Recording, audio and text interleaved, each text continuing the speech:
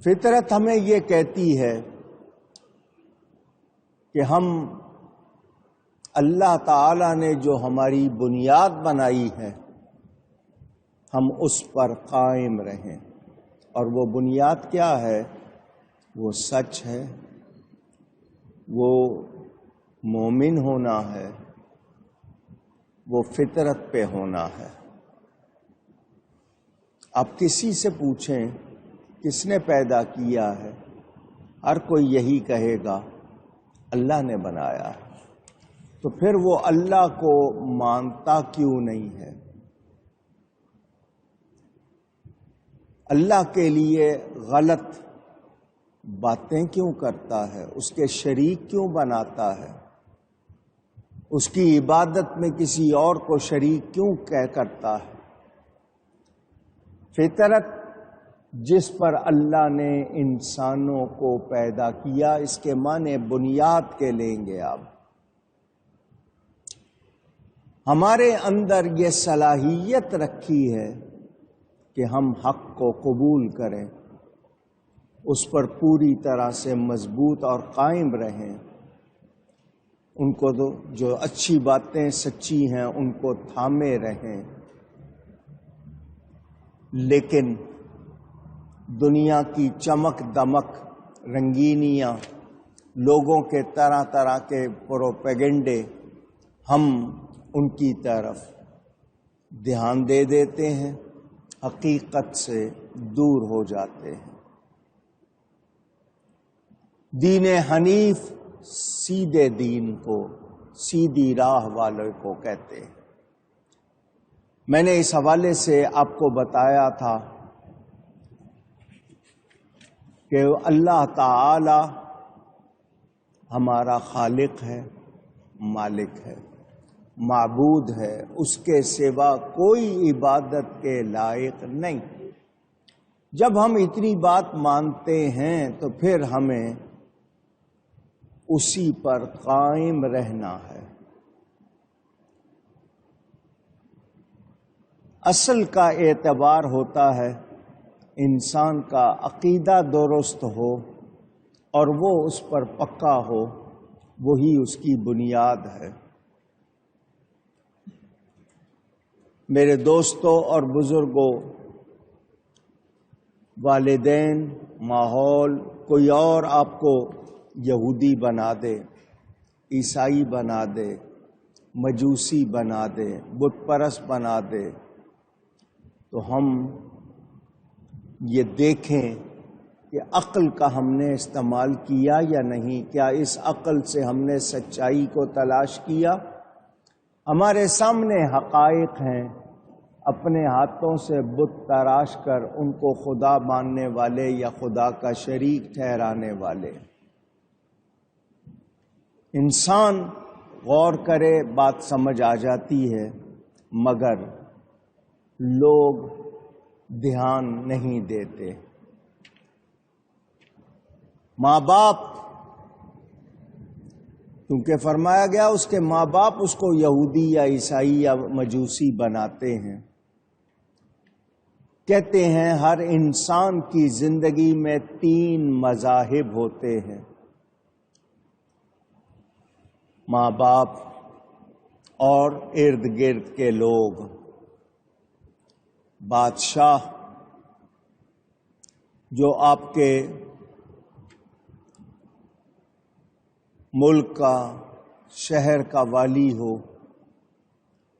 آج کل آپ دیکھتے ہیں افسر ہوتے ہیں، یا پھر دوست، یہ 3 ہیں، ماں باپ، ارد گرد کے لوگ، بادشاہ، یا پھر آپ کے دوست۔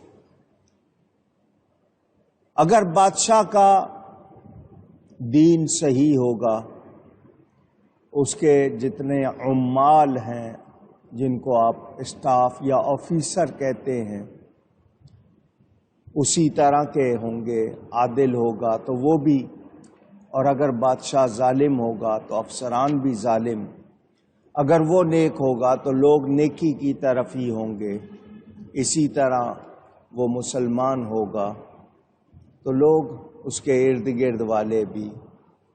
اب اسی طرح حنفی شافعی ہونا یہ بھی آپ سمجھ سکتے ہیں۔ تو جو بادشاہ کے قریب جانا چاہتا ہے، الناس علی دین ملوکہم، لوگ اپنے بادشاہوں کے طریقے پر، ان کے دین پر ہوتے ہیں، تو یا تو ماں باپ، ارد گرد کے رشتہ دار، یا پھر بادشاہ۔ اور تیسرا مذہب یار ہوتا ہے کہ دوست کا مذہب آپ پر اثر کرتا ہے، یعنی ظاہری اور باطنی طور پر۔ کہا جاتا ہے کسی کو سمجھنا ہے تو اس کے دوست کو دیکھ لو، کیونکہ دوست کی پیروی کرتا ہے، اس کے مزاج کے حوالے سے عمل کرنے والا ہوتا ہے۔ انسان کو انسان کی عادت لے جاتی ہے، اسی لیے کہا گیا غلط صحبت سے بچو، غلط لوگوں سے بچو۔ ہوا جب گندی جگہ سے گزرتی ہے تو بدبودار ہو جاتی ہے، آپ کو اس کا تجربہ ہوگا۔ تو انسان کو انسان کی عادت لے جاتی ہے، خبیث انسان کا دیکھنا بھی گوارا نہیں کرنا چاہیے، چہ جائے کہ اس سے میل جول یا تعلق رکھا جائے۔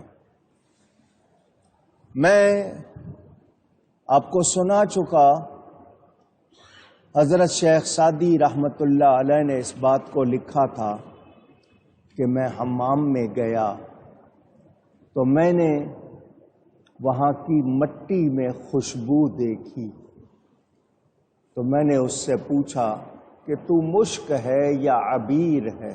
یہ خوشبو کے نام ہے۔ اس نے کہا میں مشک بھی نہیں ہوں، عبیر بھی نہیں ہوں۔ تو پھر تجھ سے خوشبو کیوں آ رہی ہے؟ اس نے کہا میں تو مٹی ہوں، قدموں تلے رہتی ہوں، لیکن کچھ عرصہ میں نے پھولوں کے ساتھ گزارا ہے، ان کی وجہ سے مجھ میں خوشبو آ گئی ہے، ورنہ میری ہستی تو مٹی ہے۔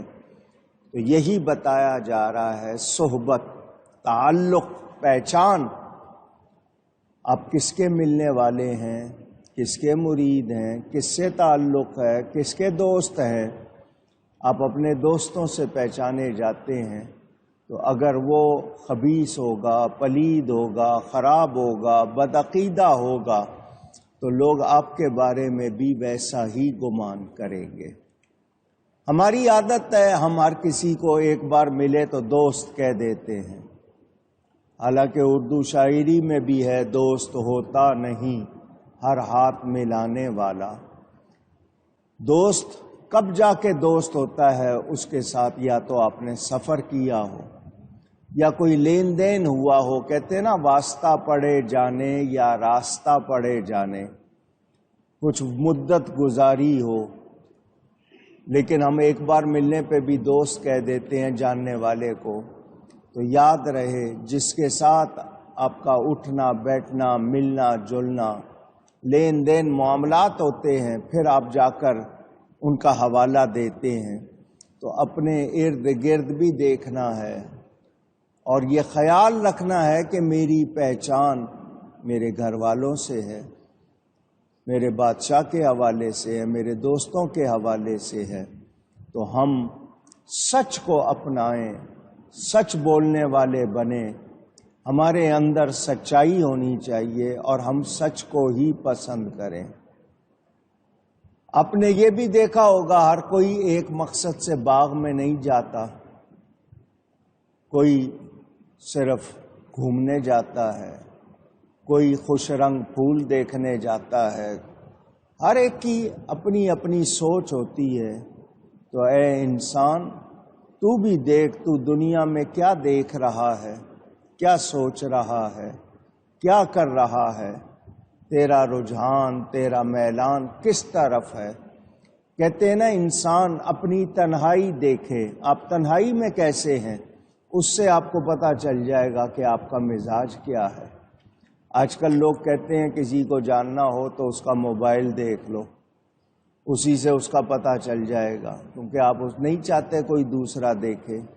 مگر ہمیں بہت سی باتیں جو نصیحت کر دی گئیں، سمجھا دی گئیں، بتا دی گئیں، اس کے بعد پھر میرا آپ کا کیا حال ہونا چاہیے، یہ ہمارے پیش نظر رہنا چاہیے۔ اللہ تعالیٰ نے جس بنیاد پر بنایا ہے اس بنیاد پر ہمیں پکا رہنا چاہیے، قائم ہونا چاہیے۔ اور وہ بنیاد کیا ہے؟ وہ دین حنیف ہے، وہ سچا دین ہے، وہ اسلام ہے۔ اور اللہ کے لیے خالص ہو جاؤ، نماز پڑھو اللہ کے لیے، روزہ رکھو اللہ کے لیے، نیکی کرو اللہ کے لیے، گناہ سے بچو اللہ کے لیے، دکھاوے کے لیے نہ ہو، نام اور شہرت کے لیے نہ ہو، مگر ہم نمازی کہلانے کے لیے، یا اپنے جو مزاج ہمارے ہیں ان کے لیے ہم جو کچھ کرتے ہیں، تو پھر ہماری وہ محنت ضائع ہو جاتی ہے، ہم اپنے آپ کو ضائع کر دیتے ہیں۔ تو فرما دیا ایک اللہ کے اکیلے اسی کے ہو کر رہو۔ کیا مطلب؟ جس طرح آپ پسند نہیں کرتے ہو اپنے لیے